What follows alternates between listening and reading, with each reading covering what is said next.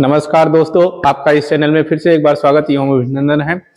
अच्छा है, आप बढ़िया काम कर रहे हैं, सारा चीज प्रॉपर रूप से कर रहे हैं। आपके लिए ही हम लास्ट समय में लेकर आए हैं सारे वीडियो को दोस्तों, जैसा कि आपके लिए कवर कर रहे हैं। ठीक है, 12 वालों के लिए बम्पर ऑफर और बम्पर ऑफर के साथ साथ बम्पर उन्हें जो है नंबर भी मिले, यही मेरी दुआ है। और इसीलिए जो है अथक मेहनत की जा रही है और उन्हें वीडियो जो है प्रोवाइड की जा रही है दोस्तों।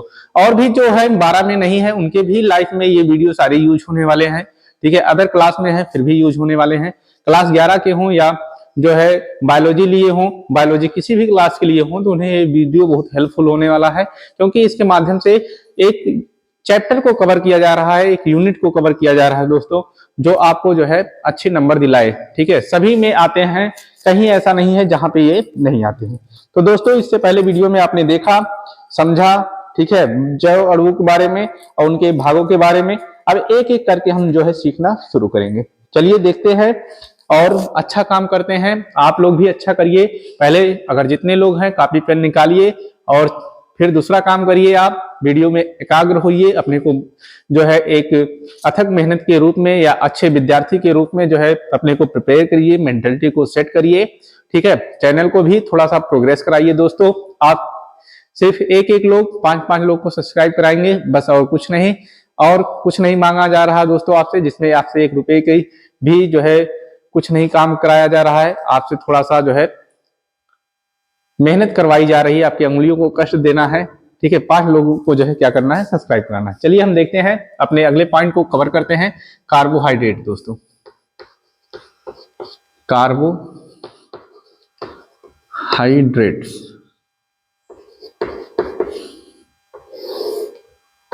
कार्बोहाइड्रेट क्या होता है दोस्तों? ये कार्बोहाइड्रेट जो होते हैं हमारे मीठे पदार्थों में पाए जाते हैं। कहां पे पाए जाते हैं? मीठे पदार्थ में पाया जाता है दोस्तों। जो मीठा रहेगा उन सभी में कार्बोहाइड्रेट पाए जाएंगे। ठीक है, और इन मीठे पदार्थों से ऊर्जा मिलती है दोस्तों, एनर्जी मिलती है। क्या मिलती है? एनर्जी मिलती है। एनर्जी मिलती है या ऊर्जा मिलती है, जिससे हमारे या और सारे जंतुओं के शरीर जो है एक स्थान से दूसरे स्थान के लिए गमन करते हैं। ठीक है, जैसे अलग अलग चीज हम खाते हैं, इसलिए खाते हैं जिससे हमारे शरीर में सारे पोषक तत्व पूरे हो सके। ठीक है, उसमें से एक पोषक तत्व हम जो है ऊर्जा के रूप में हमें मिलता रहता है कार्बोहाइड्रेट से। ठीक है, हम चावल खाते हैं, वो भी मीठा होता है, उससे भी हमें कार्बोहाइड्रेट मिलता है दोस्तों। ठीक है, और भी रोटी खाते हैं, दूध खाते हैं, इन सभी में कार्बोहाइड्रेट की थोड़ी थोड़ी मात्रा हमें जो है क्या होती है, मिलती रहती है दोस्तों, जिससे हम जो है अच्छे से बोल सकते हैं, चल सकते हैं, फिर सकते हैं, कुश्ती लड़ सकते हैं, मैच खेल सकते हैं, या कहीं पे अपने परफॉर्मेंस को कर सकते हैं। तो ये सब कार्बोहाइड्रेट हमें जो है ऊर्जा को देता है। हमारे शरीर में कार्बोहाइड्रेट जाना बंद हो जाए तो हमें जो है ऊर्जा मिलना बंद हो जाएगा। ठीक है, जैसा कि आप लोग जानते हैं कि जब एक इमरजेंसी सिचुएशन होती है, मतलब आपातकालीन परिस्थिति होती है, जब कोई मरीज होता है, बीमार होता है, खा पी नहीं पाता है, ठीक है, तब उसे जो है उसके अंदर कार्बोहाइड्रेट नहीं जा पाते हैं, तो उस कंडीशन में हम उसे जो है ग्लूकोज देते हैं दोस्तों। क्या देते हैं? ग्लूकोज देते हैं। ठीक है, ये सबसे सरल कार्बोहाइड्रेट होते हैं जो शरीर में जाते हैं और तुरंत ऊर्जा देना शुरू कर देते हैं। क्या होते हैं? तुरंत ऊर्जा देना शुरू कर देते हैं, और मरीज का जो शरीर रहता है वो मेंटेन रहता है, या उसकी एनर्जी मिलती रहती है, और उसे जो है तकलीफ कम होती है, और उसे रिकवर होने में या ठीक होने में जो है सहायता मिलती है। डॉक्टर लोग क्या करते हैं, इस ग्लूकोज को सीधे ब्लड में भेज देते हैं, खून में जो है क्या कर देते हैं, इसे भेज देते हैं, और उनके ब्लड में ऊर्जा जो है एक स्थान से दूसरे स्थान पे जो है क्या होती रहती है, जाती रहती है। तो इस स्थान से उस स्थान तक ऊर्जा जाती रहती है, तो उनके काम होते रहते हैं। चलिए कार्बोहाइड्रेट के बारे में और सारा चीज हम देखते हैं और अच्छे से सीखते हैं। कार्बोहाइड्रेट का हम जो है अच्छे से सीखेंगे। तो कार्बोहाइड्रेट की जब हम डिफिनीशन कहीं पे करेंगे दोस्तों, तो कार्बोहाइड्रेट को हम बताएंगे जिसमें कार्बन, हाइड्रोजन और ऑक्सीजन हो। ठीक है, आपको मिलेगा कि कार्बोहाइड्रेट का डिफिनीशन बताइए, तो कार्बन, हाइड्रोजन और ऑक्सीजन युक्त यौगिक, ऑक्सीजन युक्त यौगिक को हम कार्बोहाइड्रेट कहते हैं। या और अच्छा हम बताना चाहेंगे तो बताएंगे कि हमारे जो पॉलीहाइड्रोक्सी कीटोन होते हैं और पॉलीहाइड्रोक्सी एल्डिहाइड होते हैं। क्या होते हैं? कीटोन होते हैं दोस्तों, polyhydroxy ketone, polyhydroxy ketone, hydroxy ketone या एल्डिहाइड क्या होते हैं? एल्डिहाइड या एल्डिहाइड होते हैं दोस्तों, तो वो हमारे क्या कहलाते हैं, कार्बोहाइड्रेट। कीटोन ने आपने पढ़ा होगा कि कार्बन से CO जुड़ा रहता है, उसके दोनों तरफ हेल्पिल ग्रुप रहते हैं, हमारे कीटोन ग्रुप होते हैं। जिसमें हमारा CHO ग्रुप होता है, उसमें हमारे क्या होता है, एल्डिहाइड होता है। ठीक है, तो ये हमारे दोस्तों ऐसे ही पॉलीहाइड्रॉक्सी और जो है एल्डिहाइड और कीटोन मिल के जो है हमारे ये कार्बन युक्त यौगिक जो होते हैं, उन्हें हम जो है क्या बोलते हैं, कार्बोहाइड्रेट बोलते हैं। ठीक है, तो कार्बोहाइड्रेट की परिभाषा हम लिखेंगे, वह पॉलीहाइड्रॉक्सी पदार्थ जिसमें कार्बन, हाइड्रोजन और ऑक्सीजन युक्त पॉलीहाइड्रॉक्सी कीटोन एल्डिहाइड समूह होते हैं, उसे हम जो है क्या बोलते हैं, एल्डिहाइड बोलते हैं। ये दोनों ग्रुप हमारे जो है किस में रहेंगे दोस्तों, तो ये दोनों ग्रुप हमारे जो है कार्बोहाइड्रेट्स में रहेंगे। किस में रहेंगे, कार्बोहाइड्रेट्स में रहेंगे, तो इन्हें हम कार्बोहाइड्रेट कहेंगे। अब इसका क्लासिफिकेशन या वर्गीकरण हम पढ़ेंगे दोस्तों। तो क्लासिफिकेशन या वर्गीकरण में से पहले ही हम थोड़ा सा और देख लेते हैं कि इसका सूत्र क्या होता है और हमें ये कहां से प्राप्त होते हैं। ठीक है, तो इसका सूत्र क्या होता है, फार्मूला जिसे हम बोलते हैं दोस्तों। ठीक है, तो पेन बदल के काम करेंगे, आपके लिए अच्छा काम करेंगे। इसका फार्मूला देख लेते हैं, CH2O। ये सामान्य फार्मूला इसका होता है कि इसमें एक कार्बन, 2 हाइड्रोजन और 1 ऑक्सीजन जहां भी चलते रहेंगे। ठीक है, तो हम इसे लिख सकते हैं CN। ठीक है, H2N+O जितने भी हमारे ये रहेंगे, ये सामान्य सूत्र है किसका, कार्बोहाइड्रेट का। इसके सोर्स कहां से हैं या इसके स्रोत कहां से हैं दोस्तों, स्रोत या सोर्स, इंग्लिश में सोर्स बोलते हैं, हिंदी में स्रोत बोलते हैं। ये कहां से मिलते हैं, तो ये हमें कहां कहां से मिल सकता है, तो ये हमें मीठे पदार्थ में गन्ना हो गया, मिठाई हो गई, मिठाई हो गई, रोटी या ज्वार, चुकंदर। ठीक है, और कहां से मिल सकता है दोस्तों, गन्ना, मिठाई, ज्वार, बाजरा, मक्का, चुकंदर।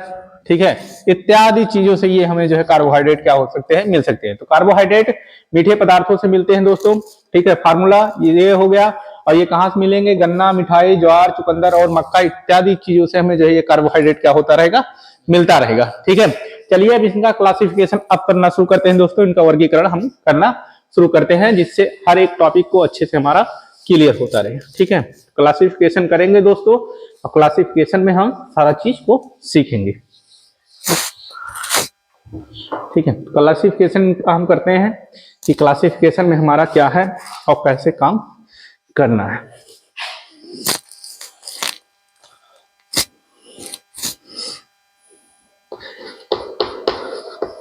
वर्गीकरण, जिसे हम इंग्लिश में बोलते हैं क्लासिफिकेशन दोस्तों। इंग्लिश भी सीखना जरूरी है, क्योंकि कुछ अंग्रेज के बच्चे आ जाते हैं बीच में जो आपको बेइज्जत करना शुरू कर देते हैं। ठीक है, उन अंग्रेज के बच्चों को मुंहतोड़ जवाब देने के लिए आपको अंग्रेजी सीखने की बहुत जरूरत है। ठीक है, तो वर्गीकरण, क्लासिफिकेशन। ठीक है, क्लासिफिकेशन को हम किस आधार पे दोस्तों करेंगे, तो क्लासिफिकेशन या वर्गीकरण हम जो है भौतिक गुणों के आधार पे करेंगे इनके। पहला क्लासिफिकेशन जो दोस्तों हमारा है, इनका इसमें बताया जा रहा है कि इनके हम भौतिक गुण के आधार पे करेंगे। किसके आधार पे, भौतिक गुण के आधार पर, भौतिक गुण के आधार पर इनका क्लासिफिकेशन किस आधार पे होगा, इनका क्लासिफिकेशन भौतिक गुण के आधार पे होगा, जिससे हम इनका क्लासिफिकेशन करेंगे। ठीक है, तो भौतिक गुण हमारे क्या होते हैं, तो भौतिक गुण में इसमें दो तरह के बांटा गया है कि शर्करा के मॉलिक्यूल और अशर्करा के मॉलिक्यूल। पहला इसमें बोला गया भौतिक गुण के आधार पे शर्करा के मॉलिक्यूल या शर्करा, और दूसरा बोला गया है अशर्करा। दूसरा क्या बोला गया है, अशर्करा। पहला शर्करा होता है, दूसरा क्या होता है, अशर्करा होता है दोस्तों। ठीक है, तो शर्करा क्या होते हैं, अशर्करा क्या होते हैं, तो जिन बच्चों को भी पता है शर्करा क्या होते हैं, अशर्करा क्या होते हैं, ठीक है, शुगर और नॉन शुगर क्या होते हैं, ठीक है, वो जो है क्या करेंगे, कमेंट में थोड़ा सा लिख के बताएंगे कि ये होता है सर, हमने ये सीखा है। फिर हम बताते हैं आपको कि शर्करा क्या होते हैं और अशर्करा क्या होते हैं। चलिए फटाफट से कमेंट करेंगे आप लोग, ठीक है, कि हमारे शर्करा के मॉलिक्यूल क्या होते हैं।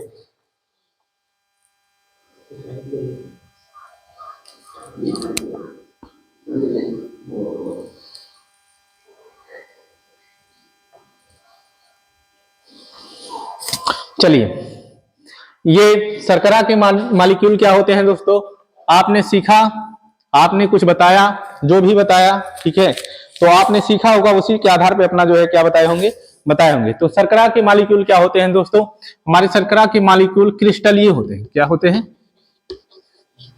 क्रिस्टलीय होते हैं।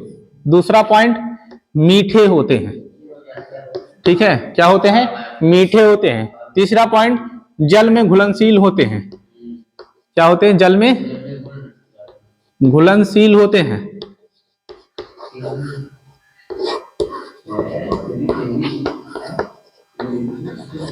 ठीक है, पहला चीज हमने सीखा कि क्रिस्टलीय होते हैं, दूसरा मीठे होते हैं, तीसरा जल में घुलनशील होते हैं। अशर्करा के मॉलिक्यूल जस्ट इसी का अपोजिट कर देंगे। अशर्करा क्या होते हैं? अक्रिस्टलीय होते हैं। क्या होते हैं?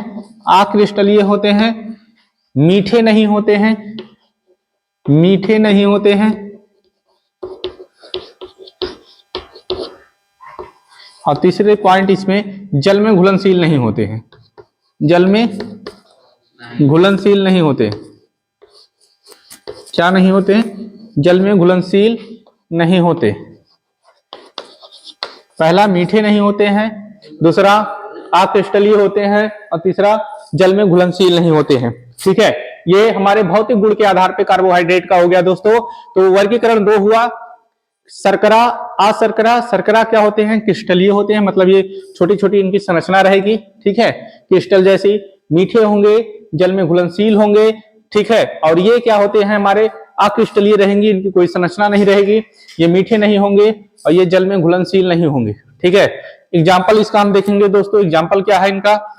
ठीक है, एग्जाम्पल हम कवर करना शुरू करते हैं। एग्जाम्पल मोस्ट इंपॉर्टेंट है, जो बोर्ड एग्जाम में हिट करता है, आपके दिमाग को टच करता है।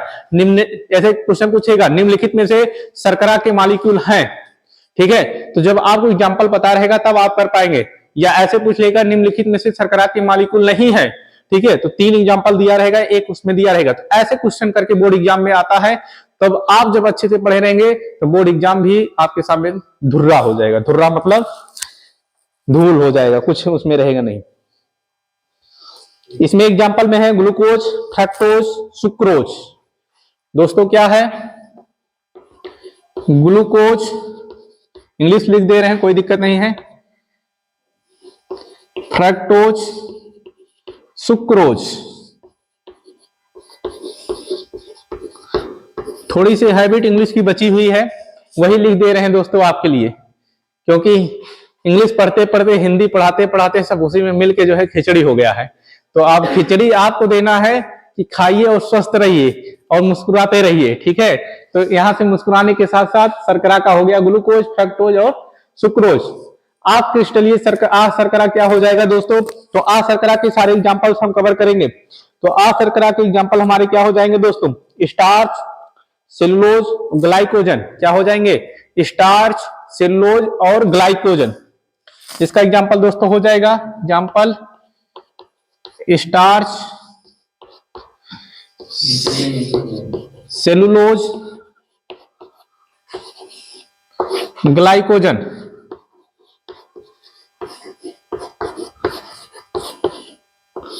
स्टार्च, सेलुलोज और ग्लाइकोजन, ये शर्करा के वर्गीकरण हो गए। और ये कार्बोहाइड्रेट का एक भौतिक गुण के आधार पे हमारा सामान्य सा वर्गीकरण हुआ। शर्करा, अशर्करा। शर्करा क्या होते हैं? क्रिस्टलीय होते हैं, मीठे होते हैं, जल में घुलनशील होते हैं। अशर्करा क्या होते हैं? अक्रिस्टलीय होते हैं, मीठे नहीं होते हैं, जल में घुलनशील नहीं होते, फिर भी कार्बोहाइड्रेट्स हैं। ठीक है, स्टार्च हो गया, सेलुलोज हो गया और ग्लाइकोजन हो गए। ठीक है, ये नाम सुने होंगे आप लोग, स्टार्च, सेलुलोज, ग्लाइकोजन। ठीक है, नहीं सुने होंगे तो बताइएगा, हम फिर से बताएंगे ये क्या होते हैं। ताबड़तोड़ बायोलॉजी के टीचर आपको केमिस्ट्री पढ़ाएंगे तो आपको एक एक चीज जो है फाड़ के रख देंगे, जिससे आप बोर्ड एग्जाम में सारा चीज जो है क्रैक कर देंगे। अभी आपके लिए जितना इंपॉर्टेंट है उतना ही बता रहे हैं दोस्तों। ठीक है, पीएचडी नहीं करना है आपको जितनी जरूरत है उतना काम करिए। शर्करा में ग्लूकोज, फ्रक्टोज, सुक्रोज, इतनी बार इसलिए बता रहे हैं कि आप कभी भूले ना। ठीक है, दिमाग पे आपके हिट करता रहे और जो है बात याद रहे। स्टार्च, सेलुलोज और ग्लाइकोजन। ठीक है, इसलिए इतनी बार जो है आपको बोला जा रहा है। कार्बोहाइड्रेट की वर्गीकरण होंगे और फटाफट से हम आगे की तरफ कवर करते हैं, टाइम लॉस ना करते हुए। ठीक है, तो कार्बोहाइड्रेट का ये सामान्य सा वर्गीकरण हो गया। अब इसमें हम वर्गीकरण करेंगे दोस्तों जो है सैकराइड के आधार पर या मोनोसैकराइड की इकाई की संख्या के आधार पर इसका वर्गीकरण हो जाएगा दोस्तों। मोनोसैकराइड की इकाई की संख्या के आधार पर वर्गीकरण होगा। चलिए हम आगे देखते हैं इसका वर्गीकरण में, भौतिक गुण में ही मोनोसैकराइड के जो है संख्या के आधार पर हेडिंग लगा लेंगे और लिखना हम शुरू करेंगे। मोनोसैकराइड की संख्या के आधार पर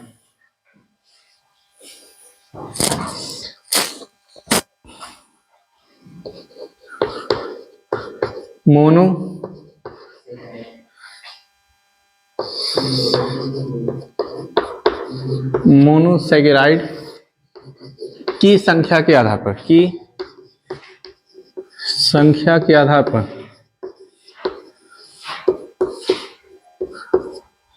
संख्या के आधार पर ठीक है। तो मोनोसैकराइड की संख्या के आधार पर वर्गीकरण करना है दोस्तों। एक वर्गीकरण और फटाफट से पढ़ेंगे, फिर जो काम करना रहेगा नेक्स्ट वीडियो में करेंगे। लंबा में आप थक जाते हैं, मैं जानता हूं, आप अच्छे हैं, लेकिन आप मनुष्य हैं, भूलते भी बहुत जल्दी हैं। ठीक है, तो यहाँ गलत लिख दिया गया है, मोनो का मनो लिख दिया गया है दोस्तों, इसे सही कर लेंगे हम लोग। ठीक है, यहाँ मोनो कर लेंगे, मोनोसैकराइड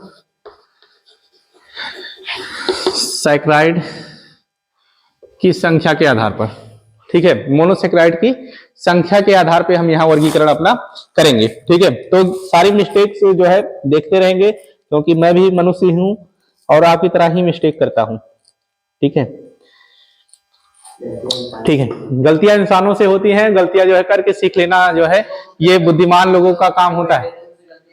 ठीक है, तो मोनोसैकराइड की जो है संख्या के आधार पे हो गया। तो मोनोसैकराइड की संख्या के आधार पे ये 3 प्रकार के होते हैं या 3 टाइप के होते हैं दोस्तों। ठीक है, कितने टाइप के होते हैं? 3 टाइप के होते हैं। ठीक, तो 3 टाइप के जब मोनोसैकराइड की संख्या के आधार पे होते हैं, तो इनके तीनों टाइप को हम पढ़ेंगे, इनके एग्जाम्पल सीखेंगे और इनका काम करेंगे दोस्तों। चलिए एक एक का नाम लिखते चलते हैं मोनोसैकराइड की संख्या के आधार पे। इनका एक एक का नामकरण हम करेंगे दोस्तों। तो मोनोसैकराइड की संख्या के आधार पर जब इनकी होगी तो इसमें बहुत आसान सा है, कुछ करना ही नहीं। मोनो, डाई और ट्राई, इनका नामकरण क्या है? मोनो, डाई और ट्राई। मोनोसैकराइड, मोनोसैकराइड, डाईसैकराइड,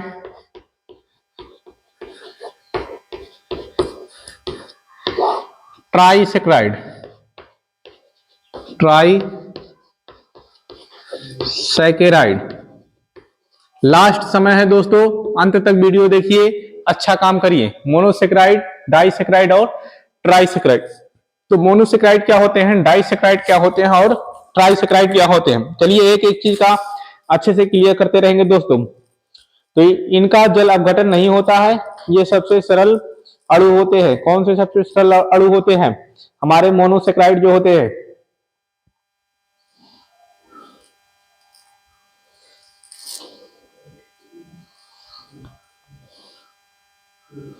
तो यहां पे हम लिख लेंगे मोनोसैकराइड में इनका जल अपघटन नहीं होता है, इनका जल अपघटन नहीं होता है, जल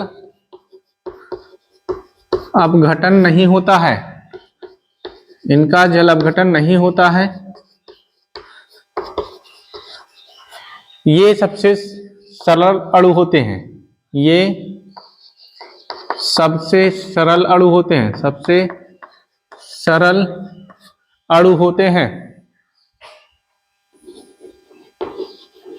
अणु होते हैं, ये सबसे सरल अणु होते हैं। एग्जाम्पल हमारे सबसे सरल बताया गया था, इससे पहले हम बताए थे दोस्तों, ग्लूकोज। क्या होता है? ग्लूकोज। ठीक है, जिससे पीने से तुरंत एनर्जी आ जाती है। धूप से आप आते हैं और ग्लूकोन डी घोलते हैं और पी लेते हैं, ऊर्जा तुरंत प्लस हो जाती है। ये सबसे सरल होते हैं, इन्हें पाचन की कोई जरूरत नहीं है, अंदर शरीर में गए तो इन्हें ऊर्जा तुरंत मिलना शुरू हो जाता है। दूसरा हमारा दोस्तों फ्रक्टोज, जो फलों से प्राप्त होता है, फ्रक्टोज, ग्लूकोज, फ्रक्टोज। ठीक है, और एग्जांपल्स हैं दोस्तों, और सारे एग्जांपल को कवर कर लेंगे। ग्लूकोज हो गया, फ्रक्टोज हो गया दोस्तों, और एग्जांपल हमारे क्या है? Glucose, fructose, गलैक्टोज। क्या है? गलैक्टोज, गलैक्टोज। लास्ट एग्जांपल इसका लिख लेंगे दोस्तों, गलैक्टोज। क्या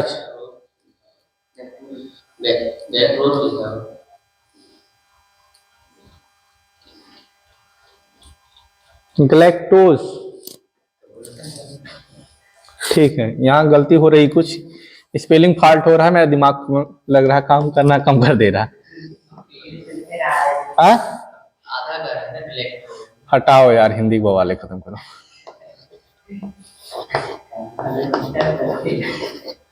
ठीक है, ग्लैक्टोज क्या हो गया दोस्तों, ग्लैक्टोज हो गया। अगला जो है हम काम करेंगे, लास्ट एग्जांपल इसका हम लिखेंगे दोस्तों। हिंदी वाला काम तो बड़ा खतरनाक होता जा रहा है दिनों के दिन। ट्रियोन्स, क्या है, ट्रियोन्स, ट्रियोन्स, ठीक है, ये एक एग्जांपल हमारा हो गया दोस्तों। ये हमारे जो है, ये सारे एग्जांपल जो है हमारे किसके होते हैं, तो ये हमारे सारे एग्जांपल मोनोसेक्राइड के होते हैं, ETC। इनका जल अपघटन नहीं होता है, ये सबसे सरल अणु होते हैं। और ग्लैक्टोज, फ्रक्टोज, ग्लाइक्टोज, ठीक है, ग्लूकोज, ट्रियोन, ट्रियोस, ठीक है, ये सब हमारे किसके एग्जांपल होते हैं, ये मोनोसेक्राइड के एग्जांपल होते हैं। ठीक है, मतलब इन्हें जल में घोलने की कोई जरूरत नहीं है, ये टूटेंगे नहीं, ये सबसे सरल अणु होते हैं, तुरंत एनर्जी देना शुरू कर देते हैं। ठीक, और इसमें जो है डाइसेक्राइड के क्या होते हैं, तो डाइसेक्राइड मतलब अब इनमें अणु मिलेंगे, क्या मिलेगा इसका, इनमें अणु हमें मिलना शुरू हो जाएगा। ठीक है, तो अणु मिलना शुरू हो जाएगा, तो अणु को हम लिखेंगे दोस्तों। ठीक है, तो इसमें हम क्या लिखेंगे डाइसेक्राइड में दोस्तों, तो डाइसेक्राइड में लिखेंगे कि इनके जल अपघटन से 2 मोनोसेक्राइड प्राप्त होते हैं। कितने मोनोसेक्राइड प्राप्त होते हैं, 2 मोनोसेक्राइड प्राप्त होते हैं। इनके जल अपघटन से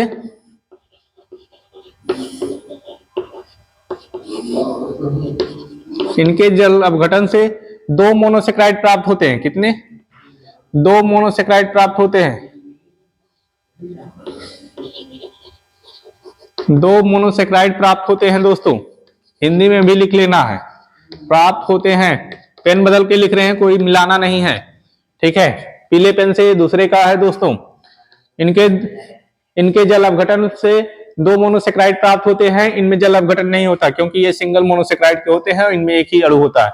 इसमें कितने होंगे, 2 होंगे, तो 2 मिलेंगे हमें। एग्जाम्पल इनका क्या हो गया दोस्तों, एग्जाम्पल करेंगे फटाफट से। ठीक है, और एग्जाम्पल में हम लिखेंगे फटाफट से, एग्जाम्पल इनका क्या है, तो एग्जाम्पल में इसमें दिखाया जा रहा है कि सुक्रोज। ठीक है, चलो एग्जाम्पल इसका है सुक्रोज, क्या है, सुक्रोज, सुक्रोज लिखा जाता है, सुक्रोज पढ़ा जाता है दोस्तों, कोई दिक्कत नहीं है। तो इसके लिए एक रिएक्शन किया गया है, रिएक्शन हम देख लेते हैं। रिएक्शन में लिखा गया है सुक्रोज का C12H22O11 प्लस इसे जल में घोला जा रहा है दोस्तों। कहां पे घोला जा रहा है, जल में घोला जा रहा है। तो जल में घोलने के पश्चात एक हाइड्रोजन के मॉलिक्यूल ये जल में ले लेंगे और ये हमें जो है 2 जो है C6H12O6 प्लस C6H12O6 देंगे। एक हमारा ग्लूकोज मिलेगा दोस्तों और एक फ्रक्टोज मिलेगा, एक ग्लूकोज मिलेगा, दूसरा फ्रक्टोज मिलेगा दोस्तों। कौन से टूटने पे ये दोनों मिल रहा है, तो ये सुक्रोज टूटने में मिल रहा है दोस्तों। ठीक है, जब ये सुक्रोज हमारे टूटते हैं तो यहाँ पे हमारे 2 जो है ग्लूकोज के मॉलिक्यूल मिलते हैं, दोनों सेम ही हैं दोस्तों, लेकिन एक हमें जो है ग्लूकोज के रूप में मिलता है, एक हमें जो है कैसे मिलता है, फ्रक्टोज के रूप में मिलता है। तीसरा वाला हम देख लेंगे दोस्तों, ट्राइसेक्राइड क्या होते हैं, इनके जल अपघटन से 3 मोनोसेक्राइड प्राप्त होते हैं। इनके जल अपघटन से 3 मोनोसेक्राइड प्राप्त होंगे दोस्तों, 3 मोनोसेक्राइड प्राप्त होंगे, मोनोसेक्राइड। ठीक है, तो किसके जल अपघटन से, हमें जो है ट्राइसेक्राइड के जल अपघटन से 3 मोनोसेक्राइड प्राप्त होंगे। इसका एग्जांपल क्या होगा दोस्तों, तो इसके अब एग्जांपल हमारे हो जाएंगे कि इसके एग्जांपल हमारे क्या हो जाएंगे दोस्तों, तो इसमें स्टार्च आ जाएगा, राइफिनोस आ जाएगा। ठीक है, क्या आ जाएंगे, राइफिनोस आ जाएगा, स्टार्च आ जाएंगे और सारे एग्जांपल हमारे इसमें जो है आ जाएंगे। तो इनका जब जल अपघटन होगा दोस्तों तो इसके हमारे 3 जो है क्या प्राप्त होंगे, 3 मोनोसेक्राइड प्राप्त होंगे। ठीक है, इसके एग्जांपल क्या होंगे, इसके एग्जांपल आपको बता दिया जाए, C18H32 और O16 ये इसका एग्जाम्पल है दोस्तों। राइफिनोज का ये अणुसूत्र है, जब ये हमारे टूटेंगे तो कार्बन 3 बार 6-6 में टूट जाएगा, ये भी हमारा टूट जाएगा 12-12 में, ठीक है। और ये भी हमें टूट के जो है क्या करेगा, 3 मॉलिक्यूल हमें देंगे। कौन देगा? ट्राइसेक्राइड वाले देंगे दोस्तों। कौन देगा? ट्राइसेक्राइड वाले देंगे, ठीक है। और टेट्रासेक्राइड लास्ट, और इसके बाद पॉलीसेक्राइड। तो इसमें अभी चल रहे हैं हमारे, ठीक है, कई सारे बच रहे हैं, टेट्रासेक्राइड और जो है पॉलीसेक्राइड। 2 और है, 2 और कवर कर लेते हैं दोस्तों, फटाफट से थोड़ा सा और मेहनत कर लेते हैं यहीं पे, ठीक है, जिससे एक जो है आपका एक पूरा कॉन्सेप्ट क्लियर हो जाए, कोई दिक्कत ना रहे।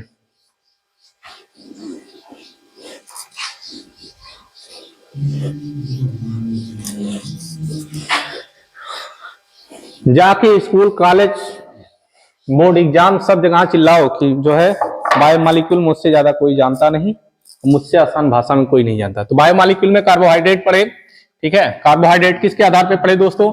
तो भौतिक गुण संरचना के आधार पर पढ़े। शर्करा, आज शर्करा में पढ़े कि ये क्रिस्टलीय होते हैं, मीठे होते हैं, जल में घुलनशील होते हैं। और उसके पश्चात पढ़े दोस्तों तुम लोग शर्करा वाला कि अक्रिस्टलीय होते हैं, मीठे नहीं होते हैं और जल में घुलनशील नहीं होते हैं, ठीक है। उसके पश्चात हम पढ़े कि मोनोसेक्राइड की संख्या के आधार पे मोनो, डाई, ट्राई।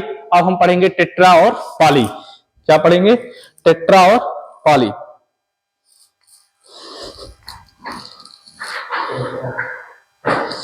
टेट्रासेकेराइड,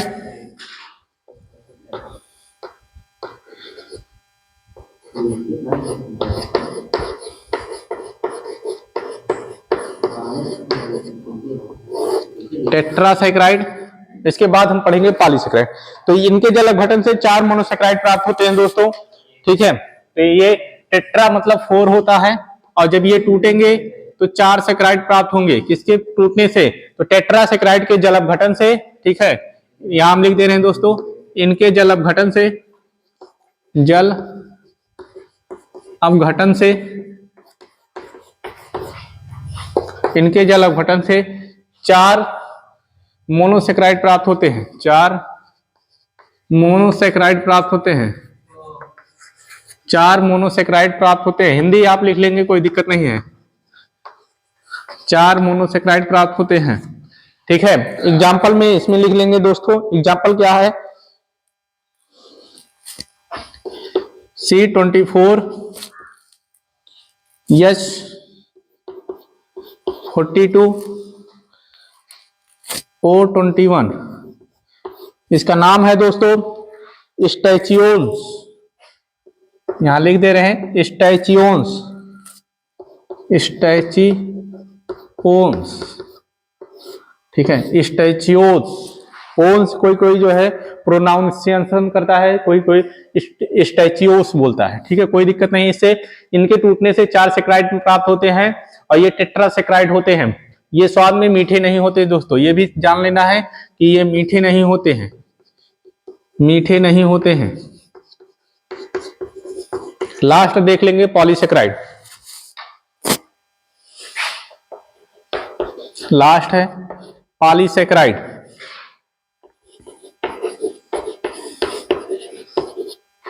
लास्ट है पॉलीसेक्राइड। तो पॉलीसेक्राइड क्या होते हैं दोस्तों?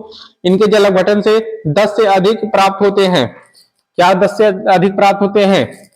मोनोसेक्राइड। क्या प्राप्त होते हैं? मोनोसेक्राइड। इनके जल अपघटन से, पॉलीसेक्राइड के, तो पॉलीसेक्राइड के जल अपघटन से, यहां लिख दे रहे हैं सीधे, इनके जल अपघटन से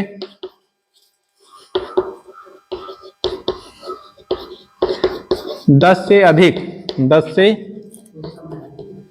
अधिक, पाली मतलब बहुत आ गया ना, 6, 7, 8 कोई दिक्कत नहीं, 4 से अधिक जाएगा, 10 से अधिक तक हो सकते हैं। इनके जल अपघटन से 10 से अधिक मोनोसेक्राइड प्राप्त होते हैं। 10 से अधिक मोनोसेक्राइड प्राप्त होते हैं, मोनोसेक्राइड प्राप्त होते हैं।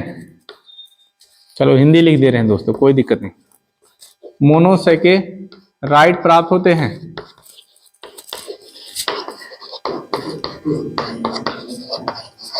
एग्जाम्पल इनका है मोनोसेक्राइड का एग्जाम्पल, इसमें पॉलीसेक्राइड का एग्जाम्पल क्या हो गया दोस्तों? तो पॉलीसेक्राइड का एग्जाम्पल हो गया हमारा स्टार्च, सेलुलोज और ग्लाइकोजन। एग्जाम्पल इसका हो गया स्टार्च, सेलुलोज, सेलुलोज, ग्लाइकोजन,